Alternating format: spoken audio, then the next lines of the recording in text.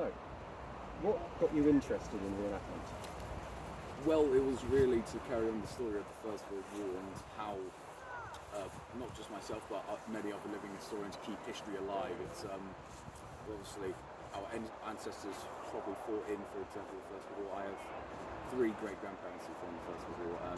One was a mechanic, another one was a cavalryman, and one was part of Royal West Kents. So, yeah, really just keeping their story alive and keeping history alive was how much the First World War on itself progressed during 1914 to 1918. So that's what really got me into it, along with I really had nothing really to do during lockdown as well. So I thought I probably would want to do this. So yeah,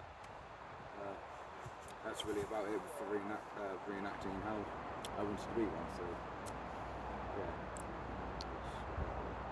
I don't really think there's anything else I could really say. I mean, is there any other questions you have for me? Or? Yes, so the First World War, as you said, was you had family who died in it. Were there any other reasons, any interest in the First World War prior to this?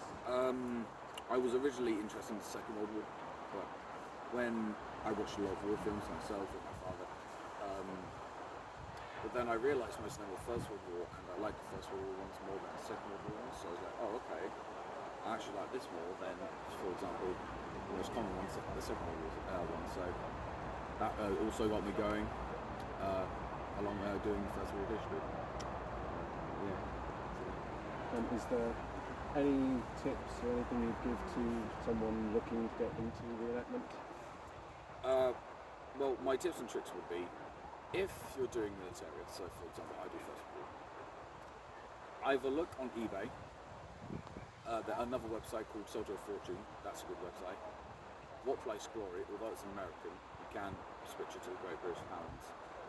And well, there's one person actually who made this stiff cap.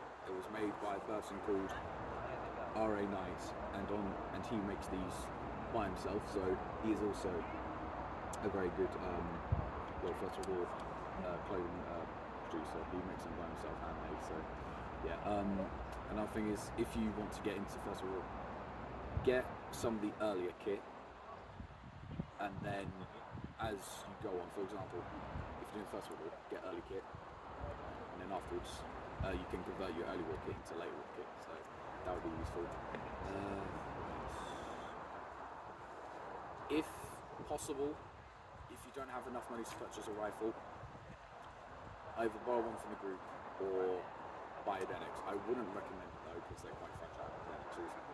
So either rent one or buy one until you can buy a original, for example this one here.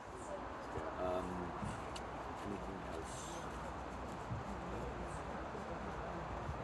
I guess another real thing is to see if it's local. If it isn't, try and find a local one, and if it is, you're probably in that. So yeah, I mean, for example, my reenactment group, the 10th Executive Battalion, we come from all around. It's not just Essex, we're from all over the place. People from London, people from probably all the way up north. So yeah, really people all around. I know someone who's from to Bristol, so it's really all around for the people.